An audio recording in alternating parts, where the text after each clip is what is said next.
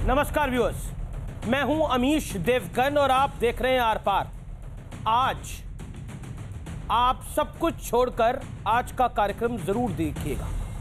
आप उत्तर भारत में रहते हैं, आप दक्षिण भारत में रहते हैं, आप मध्य भारत में रहते हैं, आप पश्चिम भारत में रहते हैं, आप भारत के किसी भी भाग में रहते हैं, आप नॉर्थ ईस्ट इंडिया में रहते हैं, आप भारत के किसी भी भाग में रहते हैं, आज का कार्यक्रम आपके लिए देखना अनिवार्य है, क्योंकि ये देश 18 साल की उम्र देता है वोट देने के लिए, और वो वोट देने की उम्र दक्षिण भारत के लिए के युवा के लिए भी उतनी है और उत्तर भारत के युवा के लिए भी उतनी ही है।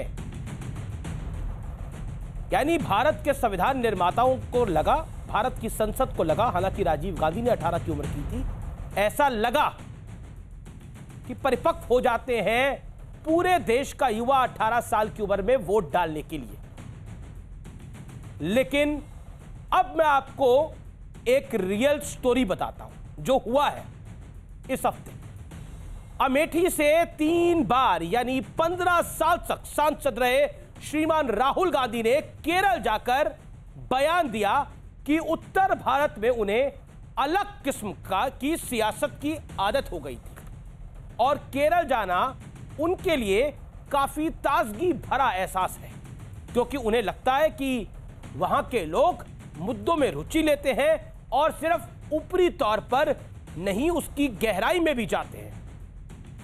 अब भारतीय जनता पार्टी ने राहुल गांधी के खिलाफ मोर्चा खोल दिया है। बीजेपी कह रही है कि राहुल देश में बंटवारे की सियासत कर रहे हैं, हर जगह जाकर वो उत्तर भारत की जनता का घोर अपमान कर रहे हैं, और विरोध करने वालों में सबसे ज्यादा मुखर है केंद्रीय मंत्री स्मृति ईरानी, जो लोकसभा चुनाव में राहुल गांधी को हराकर अमेठी से सांसद बनी थी। स्मृति ईरानी कह रही हैं कि राहुल गांधी एहसान फरामोश है। आखिर ऐसा क्यों कह रही हैं? इस पर बात करने के लिए खुद स्मृति ईरानी आज मेरे साथ कुछ देर में लाइव जुड़ेंगी। लेकिन सवाल अमेठी की जनता का भी है, इसलिए राहुल गांधी के बयान पर अमेठी के लोगों की प्रतिक्रिया भी हम आपको आज दिखाएंगे। लेकिन कांग्रेस कह रही है कि राहुल गांधी ने तो असली मुद्दों पर राजनीति की बात कही थी, बंटवारे की सियासत तो भारतीय जनता पार्टी कर रही है। हालांकि कांग्रेस के ही आनंद शर्मा कह रहे हैं कि राहुल गांधी को खुद सफाई देनी चाहिए कि वो ऐसा क्यों कह रहे हैं। तो आज इसी मुद्दे पर होगी देश की सबसे बड़ी बहस। क्या बंटवारा पॉलिटिक्स कर रहे हैं राहुल गांधी? और बड़ा सवाल यह है, क्या उत्तर भारत ने आईना दिखाया तो दक्षिण भारत भाया? यह भी सवाल है आज के आर पार।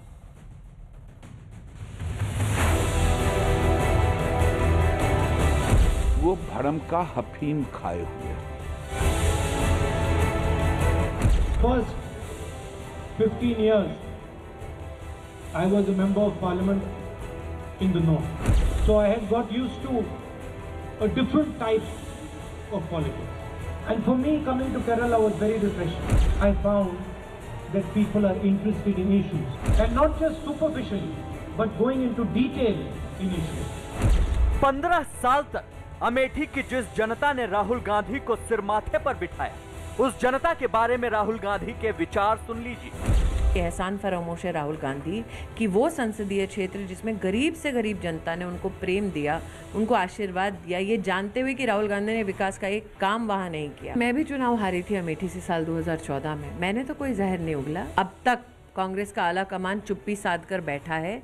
इसका मतलब राहुल गांधी के बयान में श्रीमती वाड्रा की भी उतनी ही सहमति है। उत्तर प्रदेश के लोगों को और अमेठी के लोगों को कौन लोग अपमानित कर रहे हैं? क्या करना चाहती है कांग्रेस पार्टी? ये विभाजनकारी राजनीति है। कांग्रेस सफाई दे रही है कि राहुल गांधी तो असली मुद्दों पर सियासत की बात कर रहे थे, बंटवारे की पॉलिटिक्स तो बीजेपी कर रही है। श्री राहुल गांधी ने सबसे सार्थक आह्वान इस देश के लिए किया कि देश में मुद्दों की राजनीति होनी चाहिए, राजनीति का मुद्दा नहीं। देश में प्रेम की राजनीति होनी चाहिए, सद्भाव की राजनीति होनी चाहिए, नफरत और बंटवारे की नहीं। परंतु भारतीय जनता पार्टी ने इसमें भी उत्तर और दक्षिण के विभाजन का टूल किट जारी कर दिया। राहुल गांधी जी वही केवल स्पष्टीकरण दे सकते हैं कि इस परिप्रेक्ष्य में उन्होंने ये टिप्पणी करी है। जो आनंद शर्मा साहब ने कहा उसके बारे में मैं क्या कह सकता हूँ। मैं तो इतना ही कहूँगा कि मतदाता सुप्रीम होता है, बिना मतदाता के आप इलेक्शन जीत नहीं सकते, वो कहीं का भी हो। और कांग्रेस पार्टी हिंदुस्तान के हर ज़िले में है। हाँ, हर ज़िले में हमारे कांग्रेसमैन बैठे हुए हैं और उत्सुक हैं कि कांग्रेस में बदलाव आए और किसी तरीके से कांग्रेस दोबारा उसी स्तर तक पहुंचे। अमेठी की जनता के मन की बात भी सुन लीजिए। अमेठी के लोगों का अपमान करके उन्होंने सिद्ध कर दिया है कि किसी के नहीं है। राहुल गांधी यहाँ पर कई वर्षों से सांसद रहे हैं, यहाँ पर उन्होंने कुछ किया नहीं। कुछ दिन पहले राहुल गांधी ने असम में एक बयान दिया था, उसे भी बीजेपी ने असम और गुजरात के लोगों के बीच बंटवारे से जोड़ा था। चाय के वर्कर को 167 और गुजरात के व्यापारी को टी गार्डन। ये जो आपको 167 मिल रहा है, इसमें ये जो है ना हम जोड़ देंगे ऐसे और आपकी जेब में डाल देंगे। 200 रुपए हर मजदूर के जेब में डालोगे तो पैसा कहां से आएगा? मैं बता देता हूं, गुजरात के व्यापारी से। सवाल है, क्या केरल में राहुल गांधी के बयान के पीछे अमेठी में हार की खींच है? आज इसी पर होगी देश की सबसे बड़ी बहस। और आज कांग्रेस को उत्तर का विश्लेषण, यानी कोट एंड कोट उत्तर का विश्लेषण, यानी क्योंकि उत्तर पर टिप्पणी हुई, उत्तर भारतीयों पर टिप्पणी हुई, तो पहला पॉइंट सुनिए। पंडित नेहरू 1952, 1957, 1962 फूलपुर से सांसद बने। पंडित नेहरू, स्वर्गीय पंडित नेहरू, पूर्व प्रधानमंत्री इस देश के। फिरोज गांधी 1952 से 1957 रायबरेली उत्तर प्रदेश से वो सांसद रहे। बर्ताऊ में आगे इंदिरा गांधी 1967, 1971, 1980 इंदिरा गांधी रायबरेली से सांसद रही। श्रीमती सोनिया गांधी कांग्रेस की तत्काल इस समय की अध्यक्षा 2004, 2006, 2009, 2014, 2019 रायबरेली से सांसद। उत्तर भारत ने उन्हें संसद में भेजा। मैं बढ़ता हूं आगे। 1980 स्वर्गीय संजय गांधी अमेठी से सांसद रहे, राहुल गांधी के चाचा जी। मैं बढ़ता हूं आगे। राहुल गांधी के पिताजी स्वर्गीय राजीव गांधी, देश के पूर्व प्रधानमंत्री, 1981, 84, 79 और 1991 इसी अमेठी ने उन्हें सांसद बनाया। इसी उत्तर भारत के लोगों ने इस परिवार को इतना बड़ा परिवार बनाया। मैं बढ़ता हूं आगे। श्रीमती सोनिया गांधी, फिर 1999 की मैं बात करता हूं, 1999 की बात करता हूं मैं। अमेठी उत्तर प्रदेश से सोनिया गांधी सांसद बनकर आती हैं। और राहुल गांधी 2004, जैसा उन्होंने खुद बोला, 2009, 2014, वो 15 साल वो वहां के सांसद रहे। और वो कहते हैं कि वहां के लोग डेप्थ में नहीं जाते, वहां के लोगों की समझदारी पर उन्होंने सवाल उठाया। जिस अमेठी ने राहुल गांधी को राजनीति में पाला पोसा बड़ा किया, लेकिन 2019 आते आते यह तस्वीर बदल गई। और जो अमेठी गांधी परिवार का घर थी, उसे स्मृति ईरानी ने छीन लिया। यानी 2014 में भी स्मृति ईरानी चुनाव लड़ी, लेकिन 2014 में वो हारी। लेकिन 2019 में फिर वो चुनाव लड़ती हैं और वो चुनाव जीतती है स्मृति ईरानी। राहुल गांधी ने जो बयान दिया, उस बयान की वजह स्मृति ईरानी है। अगर मैं ये सवाल आपसे पहला पूछूं तो जवाब क्या है? मैं ये मानती हूँ कि अगर आपके मन में जनता के प्रति इतनी घृणा हो, इतनी नफरत हो, तो क्या उसका कारण सिर्फ एक भाजपा की उम्मीदवार बन सकती है? ये वो जनता है जिसने गरीबी झेली, ये वो जनता है जिसने जलालत झेली, ये वो जनता है जिसने अपने कांग्रेस के युवराज को 5 साल में एक ही बार देखा। फिर भी इस जनता ने विश्वास किया राहुल गांधी पर, इस विश्वास के सहारे कि उसके परिवार को बार बार इस जनता ने जिताकर भेजा। हाँ, चुनाव में राहुल गांधी हारे और उस हार का कारण सिर्फ राहुल गांधी थे, जनता नहीं थी। लेकिन 1.5 साल बाद हारने के बावजूद अपने मन में इतनी नफरत भर के घूमना उस जनता के खिलाफ जिसने वर्षों वर्ष तक उनके परिवार को आशीर्वाद दिया, उस जनता के खिलाफ जिसने 3 टर्म तक राहुल गांधी को बिना विकास किए हुए तब भी झेला, तब भी सराहा, तब भी पलकों पे बिठाकर रखा, उस जनता का इतना अपमान, आपको क्या लगता है उसका कारण सिर्फ मैं हो सकती हूँ? ये अमेठी की जनता से कभी भी भूले मिले नहीं थे अमीश जी, क्योंकि जब कोई जनता के मध्य में जाता है, हारते नहीं तो उत्तर भारत उनको सुहाता, 15 साल से सुहा ही रहा था। देखिए, उत्तर प्रदेश और विशेषतः अमेठी की जनता ने विकास के मुद्दों पर राहुल गांधी से प्रश्न करना शुरू कर दिया था। राहुल गांधी से बार बार हर विधानसभा में, पूरी जनपद में एक ही प्रश्न हो रहा था कि 10 साल उनकी सरकार रही केंद्र में और वो स्वयं यूपीए की चेयरपर्सन के बेटे हैं, तो क्यों उन्होंने अमेठी में मात्र वादे किए, वो भी चुनाव तक सीमित, लेकिन अमेठी की तरफ रुख चुनाव के बाद कभी किया नहीं। क्यों उन्होंने विकास के कोई काम अमेठी में किए नहीं।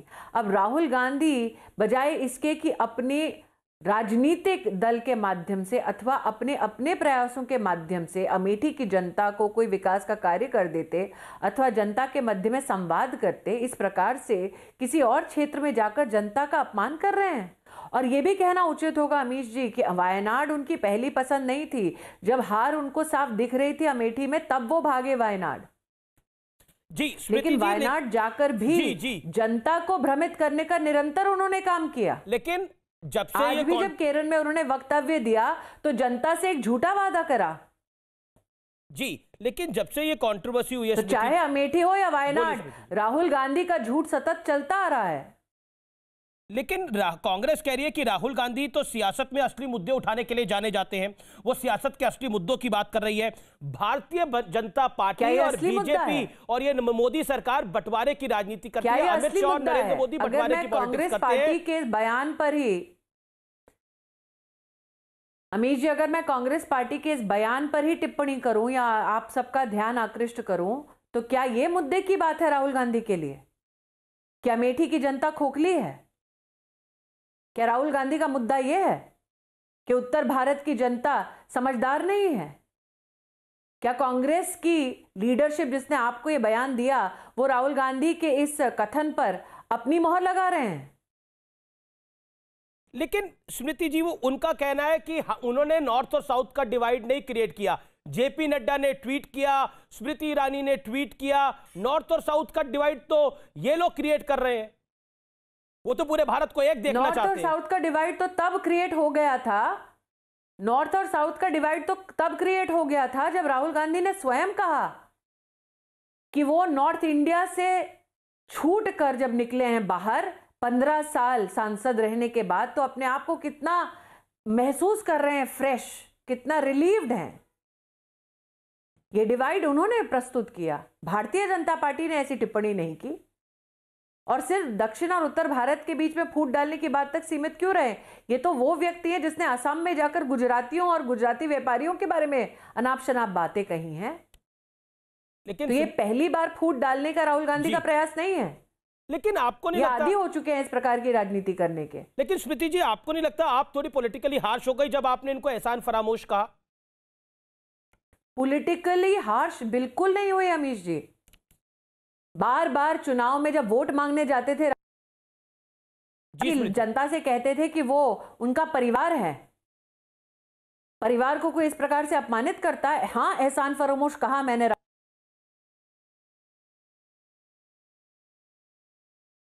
जी जी स्मृति, सांसद उन्होंने स्मृति, लगता है कुछ कनेक्शन में दिक्कत आ रही है, हम दोबारा रिकनेक्ट करने की कोशिश करते हैं, फ्रीज हो रहा है। स्मृति, अब आपकी आवाज आ रही है, बोलिए। एहसान फरामोश क्यों कहा आपने? जवाब मैंने बिल्कुल कहा उनको एहसान फरामोश। 15 साल अमेठी की जनता ने एक ऐसे सांसद को देखा जो हमेशा गायब रहा, फिर भी 3 टर्म उनको दिए।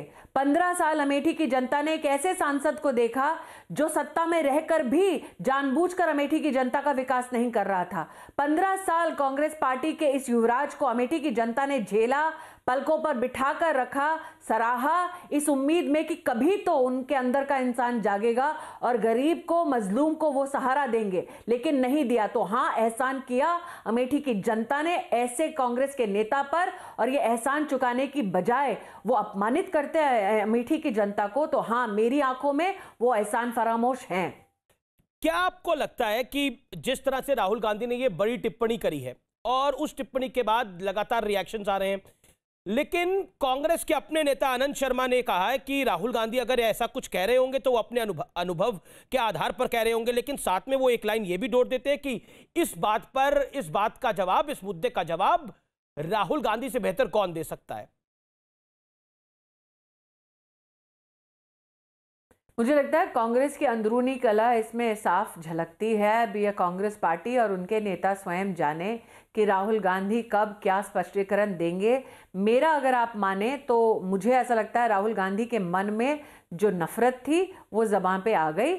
मेरा ये मानना है कि राहुल गांधी जिस प्रकार की राजनीति करते हैं वो ना सिर्फ नॉर्थ और साउथ के डिवीजन की राजनीति है बल्कि एक अपमान की राजनीति है। अमीश जी देखिए, चुनाव में भी हारी थी 2014 में अमेठी से, लेकिन इस प्रकार के शब्द कभी जनता के लिए मुंह से नहीं निकले। हार और जीत राजनीतिक सफर का एक अभिन्न अंग है। जरूरी नहीं है कि हर बार हम जीते, लेकिन हाँ ये जरूरी है कि जब मैंडेट देती है जनता तो उसको स्वीकार करें, मैच्योरिटी दिखाकर, और उसका सम्मान करें। कहीं ना कहीं जनता को लगा होगा कि उस जनता की अपेक्षा पे वो खरे नहीं उतरे। विश्लेषण करने की बजाय, इंट्रोस्पेक्ट करने की बजाय वो जनता पर ही इल्जाम मढ़ते हैं, जनता को ही अपमानित करते हैं। लेकिन एक वर्ग ये भी मान रहा है, जो कि पॉलिटिकल पंडित का वर्ग है, वो कह रहा है कि ये राहुल गांधी का ट्रैप था, बीजेपी उस ट्रैप में फंस गई। राहुल गांधी और कांग्रेस अब साउथ इंडिया में बहुत अच्छा करेगी, उत्तर भारत में उसके लिए कुछ बचा ही नहीं था। यूपी बिहार में उसकी स्थिति जैसी है वो जैसी तैसी है। इसका मतलब ये विश्लेषक ये मान रहे हैं कि राहुल गांधी ने अपनी पॉलिटिकल बेनिफिट के लिए जानबूझकर ये स्टेटमेंट दिया है। इसका मतलब वो विश्लेषक जो इस प्रकार की टिप्पणी कर रहे हैं वो स्वीकार कर रहे हैं कि राहुल गांधी ने जानबूझकर उत्तर भारत और उत्तर भारतीयों का अपमान किया है ताकि उन्हें कहीं ना कहीं कोई पॉलिटिकल मुनाफा हो जाए। इसका मतलब यही हुआ अमित जी। लेकिन एक तरफ तो उत्तर भारत में, उत्तर प्रदेश में प्रियंका गांधी वाड्रा घूम रही है, लगातार किसान पंचायतों में जा रही है। उन्होंने तो इतना बड़ा आरोप लगा दिया कि मोदी सरकार पर भाई के इस वक्तव्य का। जी, श्रीमती गांधी, श्रीमती वाड्रा के मुख से खंडन का एक शब्द निकला है? अभी तक तो नहीं आया। अगर आएगा तो ब्रेकिंग न्यूज बनेगी वो। तो फिर इसका मतलब श्रीमती वाड्रा का उतना ही इसमें योगदान है, उतनी ही सहमति है जितना कि राहुल गांधी का वक्तव्य है। लेकिन वो तो कह रही हैं, उनका तो वक्तव्य जो आया वो ये आया कि भाई बहन समन्वय में काम करते हैं, समन्वय में राजनीति करते हैं। लेकिन उनका वक्तव्य तो ये आया कि मोदी सरकार भरोसे के लायक नहीं है। ये वो लोग हैं जो गोवर्धन पर्वत भी बेच सकते हैं, कहीं वही ना बेच दे। देखिए, जिसका पति स्वयं जमीन खरीदता है, किसानों से लूटता है, वो गोविंद और गोवर्धन की बात नहीं करे तो बेहतर है। आज भी अमेठी की जनता को जो राहुल गांधी कोस रहे हैं ना, उसी अमेठी की किसानों की जमीन हड़प कर स्वयं राहुल गांधी बैठे हैं। आपके कार्यक्रम में मैं सालों साल से निवेदन करते आ रही हूं कि दोगलापन छोड़े गांधी खानदान और कम से कम अमेठी के किसान की जमीन जो हड़प कर बैठे हैं वो लौटा दें। ऑर्डर है, लेकिन उस ऑर्डर का सम्मान नहीं किया। किसान के खिलाफ कोर्ट में गए हैं गांधी खानदान के लोग। तो ऐसा परिवार जी जो गरीब की जमीन लूटता है वो गोविंद की ना बात करे ना गोवर्धन की, तो बड़ी कृपा होगी। ऐसा परिवार जो देश के एक न्यायालय में जाकर एफिडेविट देता है कि राम नाम के इस देश में कोई भगवान नहीं थे, वो अगर हिंदू धर्म के बारे में ना बात करें तो बेहतर होगा। ऐसा परिवार जिनको मंदिर सिर्फ तब याद आते हैं जब वोटों की गिनती होने वाली होती है, वो हिंदू समाज के बारे में टिप्पणी नहीं करे तो बेहतर है। अगला सवाल ये है कि चलिए, ये तो बेहतर है कि वो हिंदू समाज के बारे में बात ना करें, आप जैसा कह रही हैं, लेकिन आजकल आप इटालियन में ट्वीट कर रही हैं राहुल जी को समझाने के लिए, ऐसा क्यों?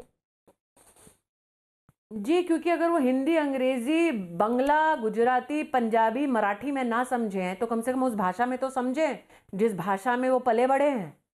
लेकिन दुख की बात यह है अमीश जी कि मत्स्य पालन मंत्रालय के संदर्भ में जब इटालियन में भी उनको जवाब दिया स्वयं मत्स्य पालन विभाग के मंत्री ने, तब भी आज भी जाकर राहुल गांधी ने उस झूठ को दोहराया। और एक विषय से मैं जोड़ना चाहूंगी, मत्स्य पालन मंत्रालय के संदर्भ में राहुल गांधी ने स्वयं संसद में एक प्रश्न किया था। क्या उनको उस वक्त इल्म नहीं था इस बात का कि ऐसा मंत्रालय है? क्या किसी ने प्रॉक्सी क्वेश्चनिंग की थी?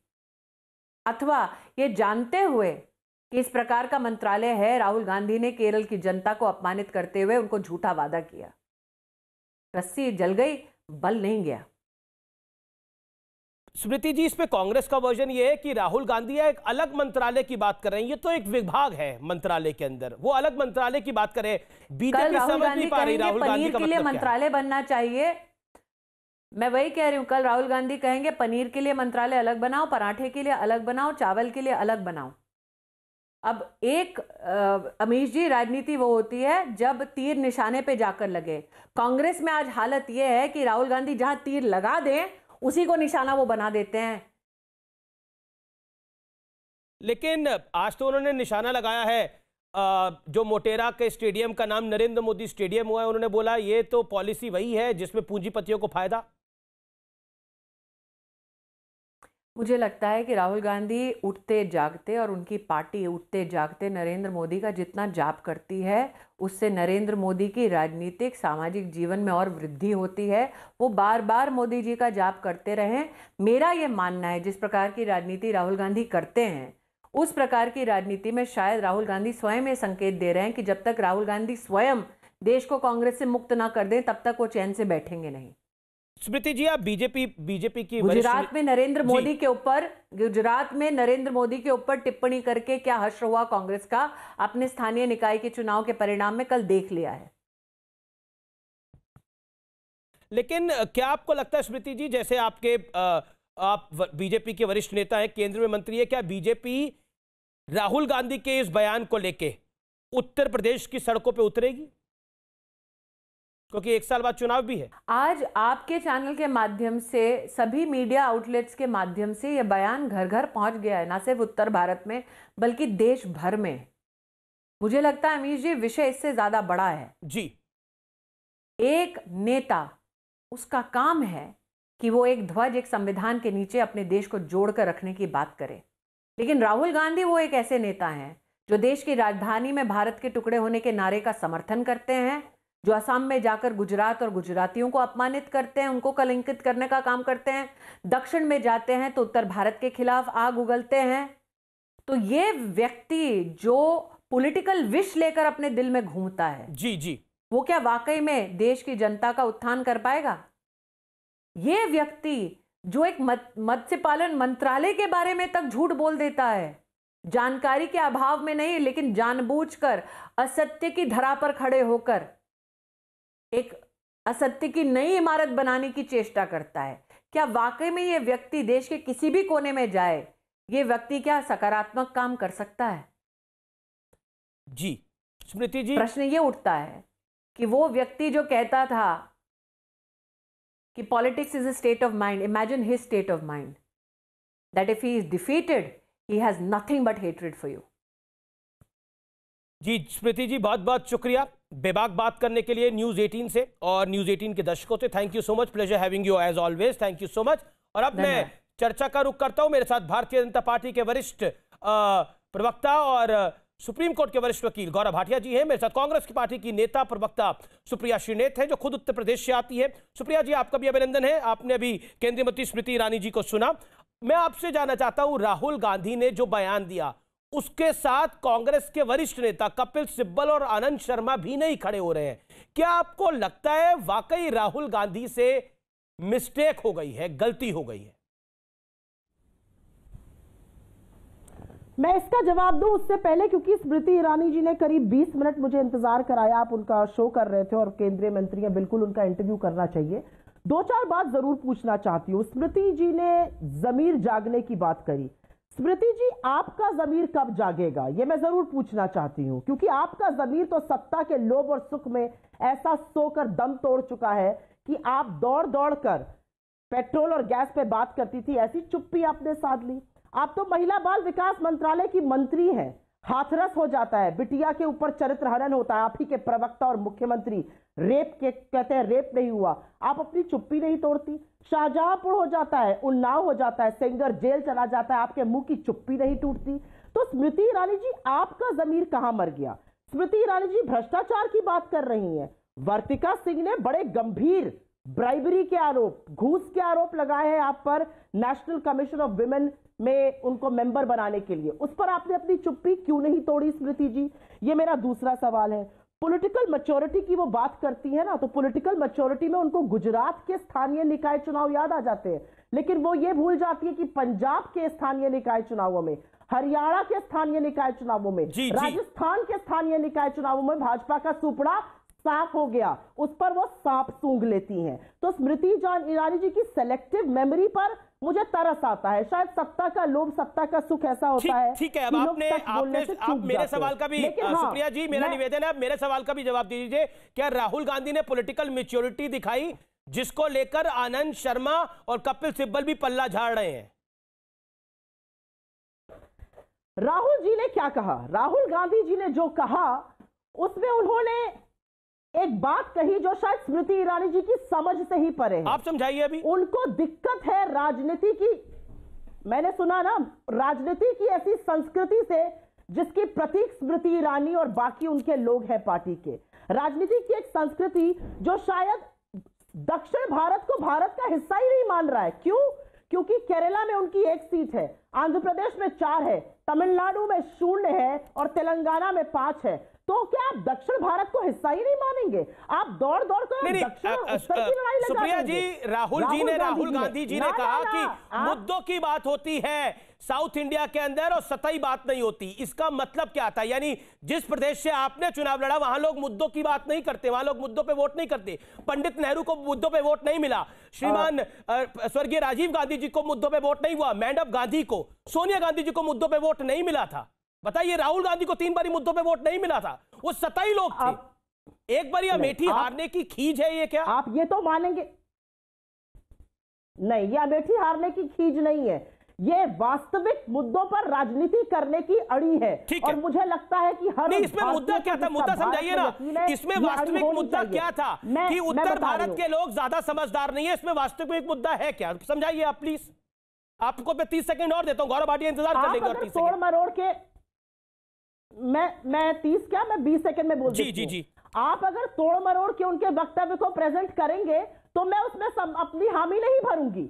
उन्होंने कहीं पर भी उत्तर को सतही भारत नहीं कहा, उन्होंने कहा कि दक्षिण में लोग ज्यादा समझना चाहते हैं, इसमें क्या आपत्ति हो सकती है? अरे एक जगह का अगर महिमा मंडल हो रहा है, मुझे पता है ऐसा क्यों है। ऐसा इसलिए है क्योंकि आज इस देश में 66% जगह पर भाजपा नहीं है। तो क्या भाजपा और हमारे प्रधानमंत्री जी वहां के प्रधानमंत्री नहीं है? सच तो यह है कि राहुल गांधी एक अकेले राष्ट्रीय नेता है, जिनकी औकात है, सुन लीजिए, लेकिन ठीक है, लेकिन कंपैरिजन पे सवाल था, तुलना पे सवाल था। मुझे बोलने दीजिए। आप उत्तर भारत को हीन भावना से देखें और दक्षिण भारत में और केरल में बोले कि वहां पे क्योंकि आप चुनाव जीत के आए वो बेहतर है, उस पे सवाल था। बड़ी बात यह है, अब मैं गौरव भाटिया का रुख करता हूं। अब आपने बोला सुप्रिया जी, आपको मैंने करीब 4.5 मिनट दिए। मौका देना चाहिए अमीश जी। आपने 20 मिनट तो वो केंद्रीय मंत्री थी, उन्होंने अपनी बात रखी। गौरव भाटिया अपनी बात रखेंगे। स्मृति जी देखिए सुप्रिया जी, आपकी पार्टी के भी वरिष्ठ नेता आते हैं, उनको भी हम 15-20 मिनट देते हैं और उसके बाद बीजेपी को मौका देते हैं बोलने का। देखिए मुझे लगता है कि आपने अपनी बात को रखा, आप गौरव भाटिया जी कर ले अपनी बात को। गौरव भाटिया, राहुल गांधी जो कह रहे थे वो आप लोग समझ नहीं पा रहे, ना आप समझ पा रहे हैं, ना स्मृति ईरानी समझ पा रही है, ना नड्डा साहब समझ पा रहे हैं, ना योगी जी समझ पा रहे हैं। देखिए अमीश जी, सबसे पहले तो स्मृति ईरानी जी से कितनी ईर्ष्या, कितनी जलन, कितनी नफरत है कांग्रेस में, ये स्पष्ट हो जाता है। और मैं समझता हूँ बहुमुखी प्रतिभा वाली हैं वो, और जिस तरह से उन्होंने बेबाक तरीके से आपके चैनल पे बात रखी है, तो उसके आगे मैं 1-2 बात ज़रूर जोड़ूंगा और कांग्रेस की प्रवक्ता को उत्तर दूंगा। लेकिन शुरुआत करूंगा, ये विचारधारा और सोच का फर्क है। नरेंद्र मोदी जी की राजनीति क्या है, भारतीय जनता पार्टी की राजनीति ये है कि देश को जोड़ो, एक झंडा एक तिरंगा, एक प्रधानमंत्री पूरे देश में, जिसके लिए हम लोग पूरी तरह से तत्पर रहे। और दूसरी तरफ विभाजनकारी जो इनकी राजनीति है राहुल गांधी की, कि दक्षिण भारत और उत्तर भारत को तोड़ो। आपने देखा था किस तरह से असम में गुजरात के जो बागान है चाय के, उसमें जो कार्य करते हैं मजदूर, उनके खिलाफ बोल रहे थे। हिंदू मुस्लिम तो करते ही है, कांग्रेस मुस्लिम पार्टी है, ये भी उन्होंने कहा था। कर्नाटका के चुनाव आए थे तो लिंगायत का मुद्दा उठा दिया था कि हिंदू टूट जाए। इस तरह की सोच बहुत आगे तक ले जाती नहीं है। और देखिए कौन समझ पाएगा राहुल गांधी को? राहुल गांधी मतलब अजूबा है, अजूबा। आपने सही कहा, आनंद शर्मा जी, कपिल सिब्बल जी खुद कह रहे हैं राहुल गांधी से जाके पूछो ना उसने क्या कहा, क्योंकि वो भी शर्मसार होते हैं, रोज रोज होते हैं। छाती पे पत्थर रख के राहुल गांधी के वक्तव्यों को सही ठहराना पड़ता है, जो यहाँ प्रवक्ता भी कर रही हैं। और मैं इतना जरूर कहूंगा, 15 साल तक उत्तर प्रदेश की जनता, अमेठी की जनता ने इनको सांसद बनाया। ठीक है, आप चुनाव हार गए, इसका यह मतलब है इतने बड़े एहसान फरामोश हो जाओगे कि उत्तर प्रदेश की जनता, बिहार की जनता के लिए कहोगे ये सतही जानकारी रखते हैं। अरे देश को सबसे ज्यादा प्रधानमंत्री किस प्रदेश ने दिए हैं? उत्तर प्रदेश ने दिए हैं। गांधी परिवार को सबसे ज्यादा सम्मान और प्यार किसने दिया है? उत्तर प्रदेश की जनता ने दिया है। और दुख की बात यह है, आज बिहार असेंबली में हमारे साथी हैं संजय मयूख जी, उन्होंने एक प्रस्ताव पारित किया और पेश किया, कहा कि भैया निंदा करनी चाहिए। और मुझे पूरा विश्वास है हर असेंबली में, हर जगह ये जो तोड़ने वाली राजनीति है इसकी निंदा की जाएगी। एक मिनट, मैं अपनी बात पूरी कर लूं, केवल आधा मिनट और लूंगा। ये वही राहुल गांधी है, 50 साल के अपरिपक्व बालक। 30 सेकेंड्स मोर एंड देन आप जाइएगा कांग्रेस की बात। स्मृति ईरानी जी के लिए राहुल गांधी ने कहा था, स्मृति कौन? स्मृति जी ने दिखाया कि अथक परिश्रम से जो इनकी भपौती मानी जाती थी, पारिवारिक सीट मानी जाती थी, वहां पे धराशायी किया। और तभी ये वायनाड से भी चुनाव लड़े। इन्हें पता था अमेठी की जनता इन्हें हराएगी। आपने अपनी बात को रख लिया। 2014 का चुनाव स्मृति जी हार गई थी, जी पूरी निष्ठा से वो जनता के साथ जुड़ी रही। यही फर्क है कामदार और नामदार में।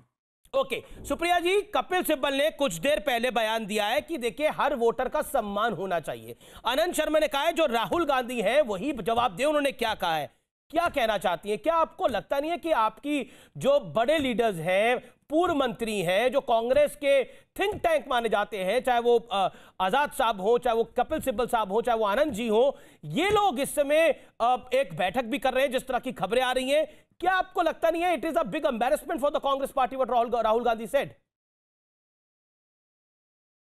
Absolutely not. मैं सबसे पहले तो यह कहूंगी कि अगर भाजपा के प्रवक्ता ने अपशब्दों का प्रयोग मेरे नेता के लिए किया, अगर उन्होंने एक बार और भी अपरिपक्व बालक कहा, तो मैं उनके नेता को भी झांसाराम और ठेकू ही कहकर बुलाऊंगी। तो थोड़ा बहस का स्तर मेंटेन रहे, थोड़ा तर्क। आप माफी मांगिए, प्रधानमंत्री के लिए चोर है कहा, चौकीदार चोर है, माफी मांगिए। मैं नहीं बोलूंगा अपरिपक्व, आप माफी मांगिए अभी, चलिए तुरंत मांगिए। मैं कभी नहीं बोलूंगा 50 साल का अपरिपक्व बालक। तुरंत माफी मांगिए प्रधानमंत्री के लिए। बोलिए, मैं बोलूं? मेरा टर्न था बोलने का, अब आप इंटरफेयर नहीं करते सुनाई दे रहे हैं। ओके, सुप्रिया जी बोलिए अपनी बात। अमीश, मैं बीच में नहीं बोली हूँ। हाँ प्लीज। मैं बीच में नहीं बोली हूँ, लेकिन मैं इतना जरूर कहूंगी, अगर एक बार भी इन्होंने मेरे नेता के लिए कहा तो मैं भी इनके नेता के लिए बहुत ही अपमानजनक शब्दों का प्रयोग कर सकती हूं। लेकिन मेरी परवरिश ऐसी है कि मैं स्तरहीन और तर्कहीन बहस नहीं करना चाहती हूं।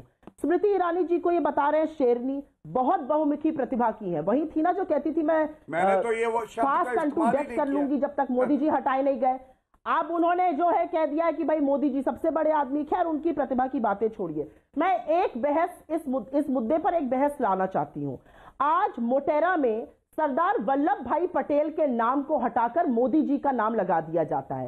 एक एंड अडानी एंड है उस स्टेडियम का, दूसरा एंड रिलायंस एंड है। Amit Shah ji guest of honour थे, जय शाह जी प्रिसाइड कर रहे थे। लेकिन मुझे लगता है विषय, सुप्रिया जी, मेरा निवेदन है विषय पे रहना चाहिए। आपको स्टेडियम की बात करनी हो, हम स्टेडियम की बात भी कर लेंगे, लेकिन अभी जो सवाल है उस पर आप जवाब दीजिए ना। हाँ, अभी तो उस पर जवाब दीजिए, मेरा निवेदन आपसे। क्योंकि आप देश की बात कर रहे हैं। मैं देश की बात ही कर रहा हूं। क्योंकि और मोटेरा स्टेडियम में अदानी एंड कब से है ये भी कर लीजिएगा। नरहरि अमीन किस पार्टी के नेता थे? कांग्रेस पार्टी के नेता थे। उन्होंने अदानी एंड क्यों किया था? नरहरि अमीन के परिवार से सवाल पूछेगा। देखिए, मुझे लगता है कि रिलायंस भी इस देश का हिस्सा है कि नहीं है, अदानी भी इस देश का हिस्सा है कि नहीं है, देश का हिस्सा है ना वो लोग भी। बिल्कुल है। इस देश की जीडीपी में उनका भी बड़ा योगदान है ना। एसोसिएशन ने तो फिर विषय ये है नहीं ना सुप्रिया जी। मुझे लगता है महत्वपूर्ण ये है कि इस समय मुद्दा ये है कि राहुल गांधी ने जो कुछ कहा उसको लेकर आपके नेता भी नाराज है। इसका जवाब क्या है आपके? जासूस हो गई। एक सेकंड गौरव जी, शांत रहिए। बिल्कुल नाराज नहीं है, ये आपकी कंजेक्चरिंग है, बिल्कुल कोई नाराज नहीं है। मैं इसलिए ये उठा रही हूं मुद्दा क्योंकि आजादी के महानायकों का जब अपमान इस देश में होगा, जब सरदार वल्लभ भाई पटेल तो राहुल गांधी कितनी बारी गए थे केवड़िया? इस तरीके से सरदार वल्लभ भाई पटेल से बड़ा प्रेम है। मैं जानना चाहता हूं कि राहुल जी, प्रियंका जी, आप कितनी बारी केवड़िया गई सरदार वल्लभ भाई पटेल के स्टैचू पे, स्टैचू ऑफ यूनिटी पे? मैं जानना चाहता हूं कि कब गए, कौन सी तारीख को गए? मैं आपको बता देती हूँ। हाँ बताइए, कौन सी? राहुल जी किस तारीख को गए केवड़िया? किस तारीख को गए स्टैचू ऑफ यूनिटी? बताइए प्लीज। अब आप सुन, हाँ बताइए। हाँ अब आप सुनिए मेरी बात। सरदार सरोवर योजना हमने शुरू करी उनके नाम से। First international statue of unity कब गए राहुल गांधी? मैं सवाल पूछ रहा हूं, ये शुरू किया एमपी का शासन। नहीं, स्टैचू ऑफ यूनिटी में तो मुझे डर लग रहा है मोदी जी अपनी प्रतिमा ना लगा दे, उसका नाम नरेंद्र मोदी। वहां तो सरदार पटेल की प्रतिमा लगी हुई है ऑलरेडी। गांधी जी, वहां तो सरदार पटेल की प्रतिमा लगी हुई है, विश्व की सबसे ऊंची प्रतिमा है। आप गई नहीं उधर क्या अभी? तो उनका सरदार पटेल तो आप ही के नेता थे। स्टेडियम में सरदार पटेल का नाम भी तो लगा हुआ था, क्या तुम नहीं जानते अमीश? उस स्टेडियम पर तो सरदार पटेल का नाम भी लगा हुआ था, उसको हटा दिया गया, मोदी जी ने अपना लगा दिया। करघे पर बैठे थे गांधी जी, 2017 के कैलेंडर से हटाकर मोदी जी बैठ गए। तो हो सकता है भैया कल को नोट में भी मोदी जी छप जाए, क्या पता इस देश में क्या हो रहा है। ठीक है, गौरव भाटिया जवाब, इस देश में क्या हो रहा है पता नहीं है, इस देश में क्या हो रहा है पता नहीं है, लेकिन एग्जैक्टली कपिल सिब्बल ने क्या बोला है मैं आपको सुनाता हूं। कपिल सिब्बल ने बोला है कि हर वोटर का सम्मान होना चाहिए। सुनिए कपिल सिब्बल ने क्या बोला। मेरी बात भी सुन लो अमीश, क्या हो गया भाई? जो आनंद शर्मा साहब ने कहा उसके बारे में मैं क्या कह सकता हूँ। मैं तो इतना ही कहूँगा कि मतदाता सुप्रीम होता है, बिना मतदाता के आप इलेक्शन जीत नहीं सकते, वो कहीं का भी हो। और कांग्रेस पार्टी हिंदुस्तान के हर ज़िले में है। हाँ, हर ज़िले में हमारे कांग्रेसमैन बैठे हुए हैं और उत्सुक हैं कि कांग्रेस में बदलाव आए और किसी तरीके से कांग्रेस दोबारा उसी स्तर तक पहुँचे। आखिर में उन्होंने बोला मैं कांग्रेस के कार्यकर्ता हर जिले में बैठे हुए हैं, कांग्रेस में बदलाव आए, कांग्रेस के कार्यकर्ता हर जिले में हैं। सुप्रिया जी, कपिल सिब्बल क्या सही बोल रहे हैं या गलत बोल रहे हैं? मैं उत्तर दे, आनंद शर्मा क्या सही बोल रहे हैं गलत बोल रहे हैं? Hold on Gaurav ji, 25 second Supriya ji देना आप। मुझे लगता है आनंद शर्मा जी और कपिल सिब्बल जी ने कहीं पर भी इस बात का खंडन नहीं किया। उन्होंने कहा किस कॉन्टेक्स्ट में राहुल जी ने कहा है वो राहुल जी ही बता सकते हैं। और क्योंकि हम लोगों ने पूरी स्पीचेस सुनी है तो मैं आपको उसका कॉन्टेक्स्ट बता रही हूँ। अगर शो पर कांग्रेस का रिप्रेजेंटेशन मैं करने आई हूँ तो मेरी बात आपको सुननी पड़ेगी। तो सुनी रहा हूं मैं तो आपकी बात। क्या आप मान रही है कि क्या मान रही है कपिल सिब्बल की बात ना सुनी जाए? क्या आप मान रही है आनंद शर्मा जी की बात नहीं सुनी जाए? नहीं, बिल्कुल सुनी जाए, बिल्कुल पार्टी का थिंक टैंक है, उनकी बातें बिल्कुल सुनी चाहिए। एक चीज बिल्कुल मैं एक चीज और सुनाना चाहती हूं। ये कपिल सिब्बल जी ने कहा कि मतदाता का सम्मान होना चाहिए, इसका मतलब क्या है? इसका मतलब यह है कि भाजपा मतदाता जहां का भी होगा वो समझदार ही होगा। टुकड़ा साफ है, मतदाता जहां का भी होगा वो समझदार ही होगा। बिल्कुल। तो और क्या कहने की कोशिश कर रहे हैं वो? तो फिर राहुल गांधी क्यों कह रहे हैं कि उत्तर प्रदेश के मतदाता के विवेक पे वो प्रश्न चिन्ह लगा रहे हैं, उत्तर प्रदेश के नहीं उत्तर भारत के? नहीं लगा रहे हैं। ये आपको लगता है, मुझे नहीं लगता वो लगा रहे हैं, बिल्कुल नहीं लगा रहे हैं। वो इनकी राजनीति पे प्रश्न चिन्ह लगा रहे हैं, जिसमें भोंडी गंदी विभाजनकारी राजनीति। ठीक है, आपने बात को कर रख दिया। गौरव भाटिया, आपकी ढोंगी गंदी और विभाजनकारी राजनीति पर वो लांछन लगा रहे हैं, वो नॉर्थ और साउथ का डिवाइड नहीं कर रहे। देखिए, मैं ऐसे ही नहीं कहता हूं, मैं बड़ी जिम्मेदारी से आज कहता हूं कि कांग्रेस के पास आज दिशा ही नहीं है, कोई विचारधारा नहीं। अमीर जी, किसी और पार्टी में ऐसा हो सकता है कि एक सदन में कांग्रेस के जो सांसद है वो बैठे रहे, दूसरे सदन से उठ के चले जाए, जो अभी हमने देखा था।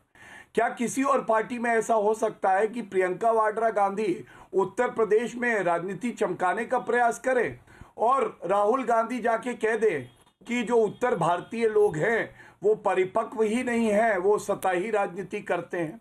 और ये इसलिए है कि उत्तर प्रदेश से इन्हें नफरत है। अमीर जी, एक सीट रह गई इनकी लोकसभा में, कभी इनका वर्चस्व होता था। आज उत्तर प्रदेश और बिहार में क्या हालत है कांग्रेस की, ये हम लोग सब जानते हैं। दूसरी बात, बिल्कुल स्मृति ईरानी जी शेरनी की तरह है, उन्होंने हिम्मत नहीं हारी, वापस गई, जीत के दिखाया। और जिसने कहा था स्मृति कौन, वो चूहा बिल में घुस गया जब स्मृति जी ने दहाड़ा, और वो अमेठी कभी वापस नहीं जा पाया। तीसरी बात, इन्होंने कहा कि सम्मान जो है वो दूसरों का नहीं होता, नरेंद्र मोदी जी के नाम पे ही जो है स्टेडियम का नामकरण कर दिया है। तो मैं इनको बता दूं वहां स्पोर्ट्स कॉम्प्लेक्स भी है, सरदार पटेल जी के नाम पे ही है। और ये वो पार्टी बोल रही है अमीश जी जिसने जवाहरलाल नेहरू ने खुद को भारत रत्न दिया, ठीक है, इंदिरा गांधी ने खुद को भारत रत्न दिया। लेकिन अब एक मिनट रुक जाइए अमीश जी, रुक जाइए, मैं अपनी बात पूरी कर लूं प्लीज। ठीक है गौरव, जब बात आई सरदार पटेल की, बोलते हैं अमीश जी क्या हो गया था है? नहीं सुप्रिया आप अपनी बात को रखिए। गौरव नहीं, मैं अपनी बात पूरी कर लूं क्या Amish ji? Gaurav 10 seconds complete yourself then Supriya Shrinet. Thank you. हाँ देखिए, समय एक तो बराबर से दीजिए तो अच्छी चर्चा होगी। अमीश जी आपका वेतन बता रही थी, शायद कोई प्रवक्ता भत्ते पे होंगे कांग्रेस पार्टी में, दिहाड़ी मिलती होगी तो वो दूसरों का वेतन जासूसी से पता कर लेते हैं। ये चर्चा ओछी हो जाती है। मैं केवल एक बात कहूंगा, 40 साल तक इंतजार क्यों कराया आपने? सरदार पटेल जी को भारत रत्न क्यों नहीं मिला? BR अम्बेडकर जी को क्यों नहीं मिला? उनका सम्मान हमारी सरकार कर रही है क्योंकि वो भारत के लिए सम्मानजनक है और इसीलिए कहते हैं कांग्रेस में केवल और केवल वंशवाद है। सुप्रिया जयशंकर साहब लिखते हैं, जो कि विदेश मंत्री हैं, मैं दक्षिण भारत से आता हूं, पश्चिम के राज्य से सांसद हूं, मेरा जन्म, शिक्षा और काम उत्तर में है। मैंने दुनिया में भारत का प्रतिनिधित्व किया है। भारत एक है, किसी क्षेत्र को नीचा मत दिखाओ, हमारा बंटवारा मत करो। लेकिन मध्य प्रदेश के CM साहब लिखते हैं, जहां जहां पांव पड़े राहुल गांधी के, तहां तहां कांग्रेस का हुआ बंटाधार। पुंडीचेरी में पांव पड़े, वहां सरकार गिर गई। पहले तो भाई भाजपा, उनके सारे प्रवक्ता, उनकी भक्त मंडली, उनके मुख्यमंत्री, उनके मंत्री सब डिसाइड कर ले कि राहुल गांधी को वो सीरियसली लेते हैं या नहीं लेते। अगर आप क्या चाहते हैं, सीरियसली लिया जाए या नहीं लिया जाए? एक शब्द कहने पे सुप्रिया जी अच्छा पॉइंट आपने बोला, मैं जान रहा हूं, आप क्या चाहते हैं, राहुल जी को सीरियसली लिया जाए या नहीं लिया जाए? बिलबिला क्यों जाते हैं? अमीश जी मेरी आपसे ये दरख्वास्त है कि जैसे आप उनको निर्विरोध बिल्कुल आपको भी मैडम मैं दूंगा। मेरा आपसे एक छोटा सा सवाल है, उसके बाद मैं नहीं सवाल आपसे पूछ रहा। आप मुझे बताइए, राहुल जी को आप चाहती है सीरियसली लिया जाए या नहीं लिया जाए? आपका क्या वक्तव्य है इस पर? राहुल गांधी जी जैसा शेर तो पूरे हिंदुस्तान में नहीं, तो उनको सीरियसली लेंगे तो इनका बैंड नहीं बच जाएगा। ये सुन लीजिए, अब ये सुनना चाहते थे, सुन लिया आपने। अब मेरी एक बात सुनिए, इनके सब लोग बेवकूफ जैसे इनके सब लोग जो है वो पूरे उतर जाते हैं। एस जयशंकर जी को, एस जयशंकर जी की थोड़ी राय उनसे उम्र में, बोलिए मैडम। एस जयशंकर जी से मेरी थोड़ी राय ये रहेगी कि थोड़ा टाइम अगर डिप्लोमेसी में कर लेते तो UN से हमें खरी खोटी ना सुननी पड़ती, चीन से हमें मुंह की ना खानी पड़ती। तो ट्विटर पर थोड़ा टाइम कम इस्तेमाल किया करिए। मेरा ये कहना है कि 100 पार पेट्रोल है, 7 से 9% बेरोजगारी है, किसान 3 महीने से ऊपर सड़क पे पड़ा हुआ है, 250 किसानों की मौत हो चुकी है, महिला की सुरक्षा गर्त में है। आप हर व्यक्ति पर देशद्रोह का चार्ज लगा देते हैं और करारा तमाचा मारा कल जस्टिस राणा ने इनके मुंह पर जब बोला कि सरकार का विरोध करना देशद्रोह नहीं होता है। तो इन सब बातों पर चर्चा करिए ना। इन सब बातों पर आपके पास जवाब नहीं है, आपके पास सवाल के जवाब ही नहीं होते हैं, तो आप बिल में घुस जाते हैं। एक शब्द मैं जरूर पूछना चाहती हूं, अमेठी में फूड पार्क क्यों बंद किया गया? IIIT क्यों बंद किया गया? हिंदुस्तान पेपर मिल क्यों बंद करी गई? इंडियन होटल मैनेजमेंट इंस्टीट्यूट क्यों बंद किया गया? NATRIP क्यों बंद किया गया?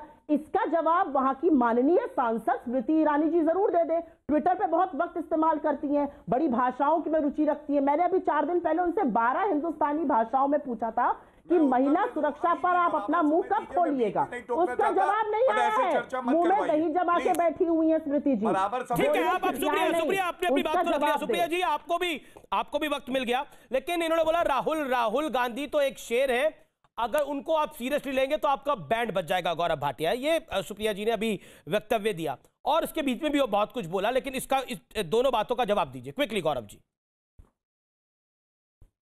देखिए मैं एक बात बताऊं, जो पिद्दी चूहे के बिस्किट खा लेते हैं वो उसको शेर समझने लगते हैं। तो ऐसा ही हश्र यहाँ प्रवक्ताओं का भी लग रहा है कि ये लोग पिद्दी और पिद्दी तो आप के लोग राहुल जी को सीरियसली लेते हैं कि नहीं लेते हैं? मैं बताता हूँ। इन्होंने अमेठी की बात करी। अमीर जी मैं दे रहा हूँ आपको, बिल्कुल दे रहा हूँ। इतने अपरिपक्व हैं आप। मुझे बताइए, जो कहते हैं कि मत्स्य विभाग नहीं है, मत्स्य जो है वो मंत्रालय नहीं है, जो कहते हैं लोकसभा में 546 सीटें हैं, जो कहते हैं गरीबी एक मानसिकता है, जो कहते हैं भारत में लोकतंत्र खत्म हो गया है क्योंकि वो हार रहे हैं, और गद्दाफी और सद्दाम हुसैन भी चुनाव जीते थे लोकतंत्र में। अब ऐसे सोच के व्यक्ति को आप अपरिपक्व नहीं बुलाएंगे तो क्या बुलाएंगे? तीसरी बात अमेठी की करी। अमेठी की जनता ने करारा थप्पड़ मारा था। किसको मारा था हमें पता है, हार गए थे ना चुनाव। वही जवाब था कि आप अपने परिवार का विकास करेंगे और अमेठी की जनता को भूल जाएंगे तो लेकिन कांग्रेस की नजर में, कांग्रेस प्रवक्ताओं की नजर में राहुल गांधी तो शेर है। हाँ, तो मैं कह तो रहा हूं, बहुत से चूहे शेर बताते हैं। ठीक है, पिद्दी लोगों की यही लक्षण है। लेकिन एक बात और बोल दूं और अंत करूंगा जी। न्यायालय के थप्पड़ की बात हो रही थी, 1 मिनट 15 सेकंड लूंगा। न्यायालय के थप्पड़ पे बता दूं, सर्वोच्च न्यायालय के बड़े हाथ का थप्पड़ जब राहुल गांधी के गाल पे पड़ा ना रफेल में झूठ बोलने के लिए, उस थप्पड़ की सूजन आज भी राहुल गांधी के गाल में है। सर्वोच्च न्यायालय के बड़े हाथ का थप्पड़ था, तो इसलिए झूठ बोलते हुए पकड़े गए। ठीक है, ओके गौरव आपने भी अपनी बात को रखा, वो हमें मानना है, हम उसका सम्मान करें। जी। इस समय की बड़ी खबर है कि गुलाम नबी आजाद की घर बैठक हुई है जिसमें आनंद शर्मा, भूपेंद्र हुड्डा शामिल हुए हैं। कुछ सदस्यों से फोन पे बात हुई है, ये इस समय की बड़ी खबर है। सूत्रों के मुताबिक असंतुष्ट गुट के नेता राहुल गांधी के इस बयान से असहमत है, ऐसा माना जा रहा है। सोर्सेस के हवाले से ये खबर आ रही है। Supriya, quickly reply to Gaurav Bhatia. सर्वोच्च न्यायालय का थप्पड़ पड़ा था, चरण वंदन करने लगते हैं ना। हाँ, मैं जो बोल लेने दीजिए, जो कीड़े मकोड़े ज्यादा चरण वंदन करने लगते हैं ना, वो भूल जाते हैं कि राष्ट्र और लोगों में बड़ा अंतर है। वो ये भूल जाते हैं कि जिन लोगों ने इस देश के, क्यों वो हमें पिद्दी कह रहे थे तब आपको दिक्कत नहीं हुई थी? अगर मैं कीड़े मकोड़े कह रही हूं तो आपको दिक्कत भी नहीं होनी चाहिए। वो भी तो पिद्दी कह रहे थे, तब आपने दिक्कत नहीं दिखाई थी। अब मैं कीड़े मकोड़े कह रही हूं तब भी आपको दिक्कत नहीं होनी चाहिए। मोदी जी ने तो बड़ी बड़ी बातें करी थी। थप्पड़ मारा कि नहीं राहुल गांधी के मुंह पे? पिद्दी और पिद्दी की प्रवक्ता, ये इतना खिसिया क्यों जाते हैं? इतना बौखला क्यों जाते हैं? जब ये हारने लगते हैं तो बौखला जाते हैं, ये पर्सनल हो जाते हैं। पार्ले जी खाओगी? नहीं, पर्सनल नहीं हो रहा, पर्सनल नहीं हो रहा। वो याद है लैला ओ लैला आक्रोश रैली, ये है हालत कांग्रेस पार्टी की। पुडुचेरी गया, सिकुड़ते जा रहे हो, मैग्नीफाइंग ग्लास से ढूंढना पड़ेगा कहां। ठीक है गौरव, मेरा निवेदन है मर्यादित भाषा का दोनों तरफ से इस्तेमाल होना चाहिए। आप शब्द बोले, शर्म नहीं आती? आप चर्चा करेंगी, अपने पैरों पे खड़े होकर प्रवक्ता बने हैं। सुप्रिया, ओके, आपके युवराज की तरह नहीं चुनाव हार गए, योग्यता नहीं है। देखिए, मुझे ब्रेक के लिए अब रुकना पड़ेगा, मैं उसके बाद सुप्रिया आपके पास आता हूं। मैं सीधा रुक करता हूं सुप्रिया जी। मैं 15 साल उत्तर भारत में सांसद था। उत्तर भारत की राजनीति अलग थी। केरल आना ताजगी भरा एहसास है, क्या अमेठी में ताजगी भरा एहसास नहीं था? आप महाराजगंज से चुनाव लड़ी थी। देखिए, चुनाव में हार जीत होती रहती है, ये सिक्के के दो पहलू हैं, लेकिन क्या आपके लिए वो ताजगी भरा एहसास नहीं था? ये तो आपके वोटर पे भी सवाल है। और आप मुझे बताइए, 1952 से 2014 तक और 2019 तक मैडम गांधी हैं सांसद अभी भी रायबरेली से। इस परिवार को कितना कुछ दिया उत्तर भारत ने और उत्तर प्रदेश ने। जी हाँ, बिल्कुल ऐसा है कि अगर हम समझना चाहें तो हम सत्य समझेंगे, अगर नहीं समझना चाहें तो हम वैसे ही बिहेव करेंगे जैसे भाजपा के प्रवक्ता और लोग बिहेव करते हैं। उन्होंने एक्चुअली क्या दिक्कत हो गई भाजपा को? उन्होंने भाजपा की संकीर्ण और विभाजनकारी राजनीति पर टिप्पणी करी, जो वो यहां पर करते हैं। मैडम, पूरे बयान में भाजपा का नाम नहीं है जो मेरे पास है कुछ, इसलिए वो परेशान है। इसमें वो बोलते हैं भाजपा के लोग ऐसे चाह रहे होंगे। वो उत्तर भारत की राजनीति अलग थी, उत्तर भारत भाजपा का नहीं है।